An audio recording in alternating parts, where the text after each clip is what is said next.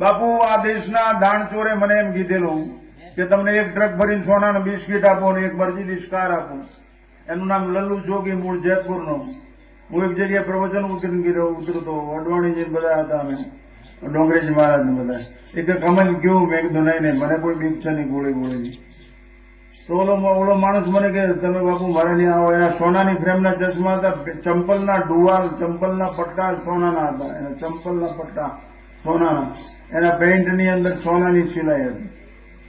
મેં કીધું મને કે તમે મારે ત્યાં પ્રવચન કરો તો એક ટ્રક ભરીને બિસ્કીટ આપો. મેં કીધું એટલા બધા બિસ્કીટ ખાય તો કમ થઈ જાય. મને કે એ નહીં, સોનાના, અને એક મર્સિડીઝ કાર આપો. પોલીસ કઈ રોકે નહીં, તમારા આશ્રમમાં આવી જાય. મેં કીધું આશ્રમ કઈ જાય નહીં, ઉપર આપનું નીચે ધરતી છે. મેં કીધું દલાલી વેશ્યા કરે સન્યાસી નહીં દોષ. મેં કીધું તારા પૈસાથી આ કાર્યક્રમ થાય છે? તો કે હા. હું બાપુ અહીંયાથી જ રોડ ઉપર જઈને બસ સ્ટેન્ડે બેસી ગયો અને સીધો બોટાદ આવતો. ત્યાં આછી પછી કોઈ દી ગયો નથી. નીચ માણસોના પૈસા લઈને દાન કરવું, મારીને કૂટીને પૈસા લઈને દાન કરવું, કોકને મારીને હવારમાં ભાગવત બેહાડી દો તો બાપનો બગીચો મોક્ષ મળી જાય. તો તમારે આમની તાકાત છે જ ને બધું કરી લે. પર સેવા વગરનું બાપુ કાંઈ કામ ન આવે. ધ્યાન રાખો. નિરાયતે ઊંઘ આવે, બે રોટલા ખાઈ જાવ, એના જેવો દુનિયામાં ધનવાન બલવાન જ્ઞાનવાન કોઈ માણસ જ નહીં. બાકી એટલો જ લંબાઈ વાળો કોથળો જોઈએ ને એટલી લંબાઈ વાળી પછડી જોઈએ, બાકી કાંઈ બીજું છે. આ તો મનની ભૂખ છે. એટલા માટે શિવમ કલ્યાણ ઈચ્છતા હો છો તો આકર્ષણ કેના તરફ છે ધ્યાન રાખજો. ટીવી, હું મારા આશ્રમમાં ટીવી નથી, નકર હું ટીવી લઈ શકું એમ છું ગમે એવો કિંમતી. હું ટીવી જોતો જ નથી. નેવર ઇન માય લાઈફ ક્યારેય હું ટીવી જોતો જ નથી. બે ગલુડિયા રમતા જોઈ લઉં, એક માં એના બાળકને બચ્ચે જ ભરાવતો હોય તો જોઈ લઉં, એક ગાછડો આ વૃક્ષોને જોઈ લઉં, નદીને જોઈ લઉં. હું પહાડો અને ગિરિકંદરામાં બેસવા આવું છું. લાઈવ ટેલિકાસ્ટ ફ્રોમ નેચર, કુદરતી પ્રસારણ જોઈ લે. પ્રકૃતિ સંસ્કૃતિ જીવનનું મંગલ કરનાર છે. વિકૃતિને પડખે ન ચડવા દે. વિકાર જાગૃત થાય, શિકાર થાય જ નહીં, આપણો અધિકાર છીનવાય જ નહીં. આ પ્રકૃતિ પ્રેમી બનાવો તમારી પ્રજાને, સંસ્કૃતિ વૃક્ષો આવો, પર્યાવરણ સુધારો, પાણીનો સદુપયોગ કરો. એવું કેમ નથી થઈ શકતું? અમલ કેમ નથી થઈ શકતો? હા બાપુ કે ભાઈ હારું બોલ્યા કાચમાં આવો, અરે મરી જા, અમે કેબિન ખોલ્યું છે. અભી બોલા અભી ફોક. તો શિવમ કલ્યાણ ઈચ્છતા હો તો આ મંદિર છે ગોવર્ધનનાથ. આમાં જે સાથ સહકાર આપવાનો છે એના મા બાપને મારા નમસ્કાર છે. સંપત્તિનો સદુપયોગ, સમજણનો મોર મારી છે. આ વૈદિક સંસ્કૃતિની ધરોહરને જીવંત રાખવાનું ઉદ્ગમ સ્થાન, સંસ્કારની સરિતાનું ઉદ્ગમ સ્થાન છે. આમાં જેને આમાં બાપુ જેને એકવાર હાવણી મારી છે ને એને મારા નમસ્કાર છે. આયા જેને સત્કર્મ કર્યું છે, આ સત્કર્મ સ્વયમેવ આશીષ તું સૂત્રકાર છે. એટલે સમય નથી બગાડો. શિવમ કલ્યાણ, કલ્યાણ ઈચ્છો. કેવો એવો નીચ માણસ હોય પોતાનું કલ્યાણ ન ઈચ્છતા. ચોર પણ કલ્યાણી છે, અનામી પણ કલ્યાણી છે. તો કલ્યાણ ઈચ્છતા હો તો એવી વસ્તુ તરફ આકર્ષિત થાવ કે જે નિરાકાર છે, જે નિષ્પૃહી છે, જે તમારી પાસે કોઈ અપેક્ષા રાખતી નહીં એવી. આ તો માતાજીને એમ કે હું ચૂંદડી ચડાવીશ ને એક નાળિયેર વધીશ ને ઉકળી કરી દઈશ, મારી ભેંસ ગોતી દે. અરે ગાંડીની નોકરાણી છે. શ્રદ્ધાનો વિરોધી નથી. માન્યતા વટલાઈ જાય, વેચાઈ જાય, ફસાઈ જાય, રહેસાઈ જાય. માન્યતાની કોઈ કિંમત જ નહીં બાપુ. માન્યતા જગતની અંદર શ્રદ્ધા વાળા 8-10 માણસો છે આખી પૃથ્વી ઉપર. બાકી માન્યતા વાળાનો નાફડો છે, હાલીને કેટલાય નીકળી પડે છે. હમણાં પોલીસે પકડ્યા એક વાળા અંબાજી જતા, બેને પકડ્યા, પોલીસ સ્ટેશન લઈએ. આ બેગ ખોલો, બેગમાં દાવું હતું. એ કે હાલીને અંબાજી જાય છે ને થાકી જાય ને તો બેગ પીક મારી દે ને તો કે અમને થાક ન લાગે. અરે મરી જા, દારૂ પીને જવાતું છે. આવી નબળાય આ વિચારો, આ ટીવી ના વિચારો છે, આ વેસ્ટર્ન કલ્ચર ના વિચારો છે. તમારી પ્રજાને રોકી નથી શકતા. અરે વંશ નો રહે તો કઈ નહીં, બાકી કંસ પેદા ન થતો. આ તૈયારી હોય છે. સત્યમ કલ્યાણ શાશ્વત જોઈ છે, ક્ષણિક નહીં.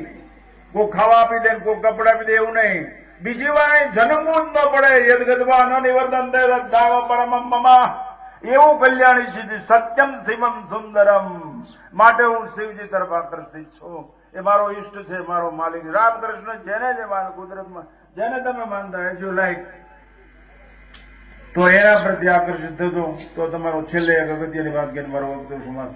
આ દેશની વિરાસતને બચાવો, વિરાસતને. જેને બચાવવાથી તમે બચી શકશો, તમે હસી શકશો, તમે દોડી શકશો, નાચી શકશો, કૂદી શકશો, તમારા વંશવાળને સુખી રાખી શકશો, પ્રકૃતિ હરિયાળી હશે. આ દેશમાં પ્રકૃતિની ઉપાસક પહેલી વહેલી કોઈ હોય તો સબરી છે. પ્રકૃતિની ઉપાસના એને તુલસી વાવ્યા, તુલસીના વન વાવ્યા. સબરી છે મોટામાં મોટી પ્રકૃતિની ઉપાસક છે. એને ભગવાનને બોર ખવડાય. એને કીધું કે આ સુગર ફ્રી આઈસ્ક્રીમ છે, એમ કીધું ભગવાનને. બોર ખવડાય. હું અત્યારે બોર ખાઈને આવ્યો છું. હું કાયમ 250-500 ગ્રામ બોર ખાઉં છું સવારમાં. ગાંઠેક ન આવે ને ચામડી ફાટે નહીં, એટલે બોરો ટ્યુબ લગાડવી જ ન પડે. પેલા પૈસા હતા જ ના, એટલે બોરડી પાસે જઈને બોર ખાતા. પૈસા ક્યાં ગયા? તો એક દોઢ લુગડામાં ડખાતા હતા. ઠેકી ઠેકીને મકાઈના ડોડા ને મગફળી ને બધું ખાતું, બીજું કઈ હતું જ નહીં. બાપુ, સગવડ વધે અને સમજણ ઘટે એટલે રાક્ષસીય મનોવૃત્તિનો પ્રાદુર્ભાવ થાય. યાદ રાખજો, સમજણ ઘટવી જ ન જોઈએ. આ મારો બાપ છે, આ મારી માં છે, આ મારું રાષ્ટ્ર છે, આ સમજણ છે. તો વિરાસત બચાવો. જેને બચાવવાથી બધું બચી જશે. જેને બચાવવાથી તમે નાચી શકશો, જેને બચાવવાથી તમે હસી શકશો, રડતાને શાંત રાખી શકશો, તમે શાંતિનો અનુભૂતિ કરી શકશો. પોઝિટિવ એટીટ્યુડ, હકારાત્મક વિચારધારા હળવી છે, નકારાત્મક હલકી છે. દૂધ ગરમ થાય મલાઈ ઉપર આવે, જેક નો ચડાવવા ને ગુણવત્તાને કારણે ઉપર આવતી રહે. એટલા માટે એ કામ કરવું પડશે. હું એકવાર રીબડાથી આવતો તો મારી પાસે એક મૂછું વાળો ભાઈ બેઠા, મારો સેવક જ હતો. એક ભાઈ, મારો બીજો સેવક માલ ચાલતો હતો ઢોરા. એના મોઢામાં બીડીને ઠોઠું, બાકસને દિવાળી હાથમાં અને ચંપલમાં કાંટો કરી કર્યો, ચંપલ હાથમાં, પાણો લાકડી.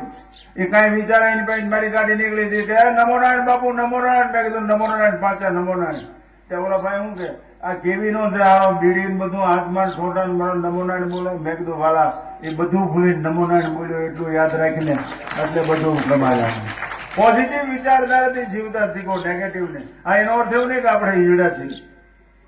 આવી પડે તો બધું કરી લે, હિસાબે કરી લે. અમે બધું રાખી જ છીએ, શાસ્ત્ર અને શસ્ત્ર બે. એટલા માટે વિરાસતને બચાવો. અને એનું છેલ્લે કાવ્ય કઈ મારો વખતે સમા. સિકંદર વિશ્વ સમ્રાટ થવા માટે નીકળ્યો. એના ગુરુ પાસે રજા લેવા નીકળ્યો. એના ગુરુને કે રજા આપો, આશીર્વાદ આપો. શું કે વિશ્વ સમ્રાટ થવું? કે ક્યાં લડીશ? તો કે ભારતમાં. કેમ? કે અગરચંદનના પાણીથી રસ્તા સાફ થાય એવો ઐશ્વર્યવાન દેશ છે. ઇતિહાસ બોલે છે. તો કે તું ત્યાં જીતીશ નહીં. કે કેમ? તું સિકંદર છો, હિન્દુસ્તાનની પ્રજા જોગંદર છે, તું હારી જઈશ. હું કહું એટલું કામ કરીને આવજે. તો કે શું? કહા સુકર્તન વિજય કર જબ લौट के आना. એ સિકંદર, તું ભારત થી પાછો આવે ને, કહા સુકર્તન વિજય કર જબ लौट के आना, हमारे वास्ते साथ में ज्ञानी गुरु भी लाना, साथ में अमरवेल कमल गीता भी लाना, भूल मत जाना कहानी राम और सीता, साथ में एक बांस की बंसुरिया भी लाना, यदि हो सके नृपति थोड़ा सा गंगा जल भी लाना. આ વિરાસતના તમેનો વારસદાર છે. આ ઇતિહાસના તમેનો વારસદાર છે. આને બચાવો. આનાથી બચાવવાથી સંસ્કૃતિ, પ્રકૃતિ, ધર્મ બધું બચી જશે. આપણે બચાવવામાં મથી રહ્યો. આપણે આપણું કામ કરી લ્યો. કોઈ નચાવે એમ નાચવામાં નહીં, બચાવી લ્યો. તમારી પ્રજામાં સુસંસ્કૃત ગંડારો. વ્યક્તિના ઘડતર પછી જ કુટુંબનું પોષણ થાય છે, નિર્માણ થાય છે રાષ્ટ્રનું. એ રાષ્ટ્ર ટકી શકે છે. ફરીવાર સૂત્ર કઈ વખતે સમાપ્ત થાય. બુદ્ધિમાન વેશો બેદાર બેઠા. સત્તા અને સંપત્તિ સહાયભૂત બની શકે, બાકી ઘડતર સંસ્કારથી થાય.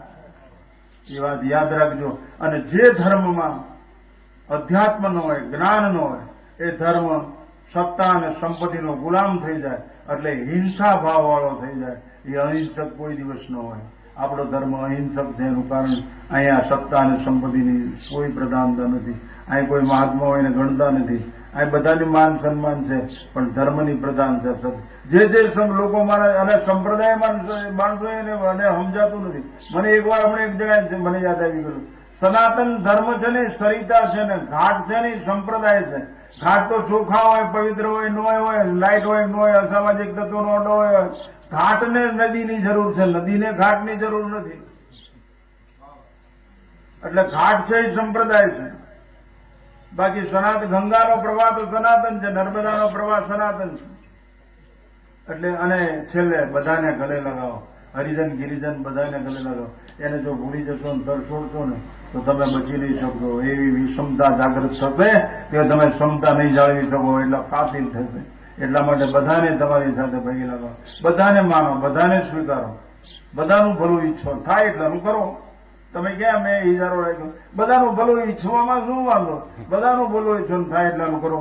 તો સત્યમ શિવમ સુંદરમ એ વાતને પતાવી મારો વખતે સમાપ્ત કરું. ગોવર્ધન નાથ કી, બહુચર માત કી, નમઃ પાર્વતી પતયે.